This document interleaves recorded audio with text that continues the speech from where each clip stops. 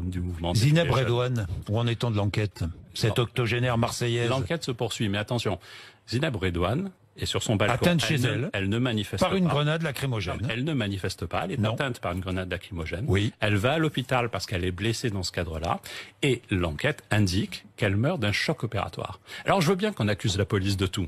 Mais il faut être cohérent. D'un côté, il ne faut pas dire elle est là aussi pour protéger Marseille, et de l'autre dire oui, mais elle serait responsable de tout. Il y a une enquête. Il y a eu un tir de lacrymogène contre les manifestants, et c'est un tir certainement en cloche, comme on dit, et sur le balcon, une grenade lacrymogène est tombée et a blessé gravement Zineb, qui du coup est décédée d'un choc opératoire.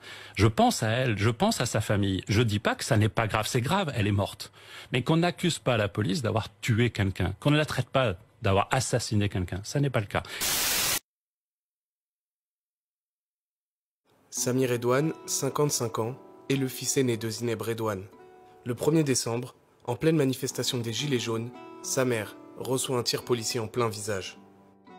Elle décédera le lendemain à l'hôpital de la Conception, à Marseille. Elle a vu de sa fenêtre la situation, elle voulait fermer la fenêtre.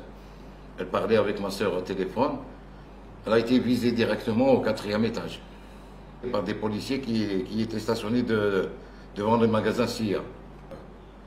Faire voir. Ça, c'est à l'hôpital.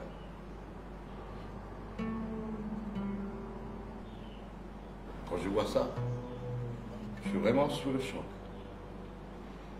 Je peux même pas supporter, j'ai le cœur qui me fait mal. Ces photos que montre Sami remettent catégoriquement en cause la version de la police, de l'IGPN et du parquet qui avait assuré que le tir des CRS était en cloche, donc non tendu et non dirigé vers la vieille dame. Les blessures sous le nez et les os de la mâchoire brisés confirment sans aucun doute que le tir était tendu et dirigé vers Zineb Redouane, un tir interdit par la législation.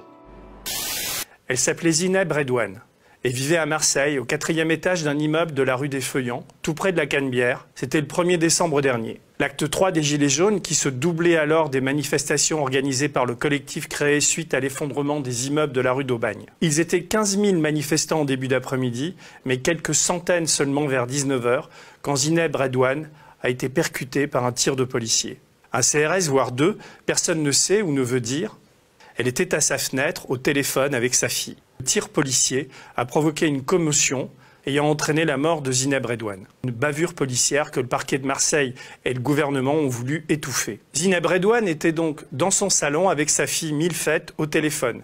Les fumées de lacrymo l'ont poussée à s'approcher de sa fenêtre pour la fermer. C'était là, selon ses termes, rapportés par sa fille, la voisine et une amie, qu'elle dit avoir été visée par quelqu'un, un policier. Les policiers apprécient modérément les téléphones quand ils balancent leurs grenades de désencerclement ou leurs flashballs. Le rapport d'autopsie et les photos que nous nous sommes procurées ne laissent aucun doute sur la violence du ou des coups. Zineb a reçu un premier projectile sous son nez, pulvérisant sa mâchoire supérieure. On peut relever également sur les photos une deuxième marque rouge et circulaire en haut de sa poitrine, qui ne peut pas être le fait d'un massage cardiaque, selon les médecins que nous avons consultés. Il aurait donc pu y avoir au moins 2 projectiles ayant atteint leur cible. L'appartement est toujours sous scellé et que, selon nos sources concordantes, il aurait été nettoyé avant l'arrivée des enquêteurs, comme nous le révélions la semaine dernière.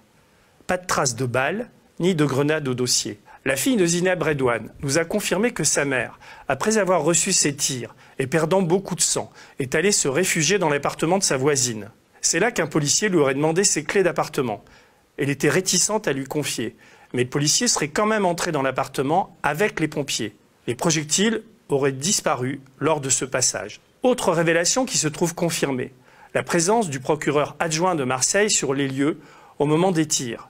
Ce dernier a également été chargé de l'enquête préliminaire concernant les recherches de la mort de Zineb Redouane. De quoi est morte Zineb Redouane? Les tirs de grenades, mais peut-être aussi de flashball, sont évidemment la première cause de cette mort. Le capitaine de la CRS 50 de Saint-Étienne, 5 de ses hommes auraient pu tirer. Entendu par l'IGPN, il a indiqué que les tirs avaient été exécutés en cloche ce qui sous-entend que Zineb Redouane aurait été touchée par hasard. C'est impossible. Les photos de Zineb Redouane après l'impact le prouvent. De plus, le capitaine indique ne pas reconnaître les tireurs sur les photos de ces hommes qui ni l'IGPN ni la justice ne vont insister. Autre souci, les lance-grenades. Le IGPN se proposait de les expertiser afin de voir lequel pourrait être à l'origine du ou des tirs.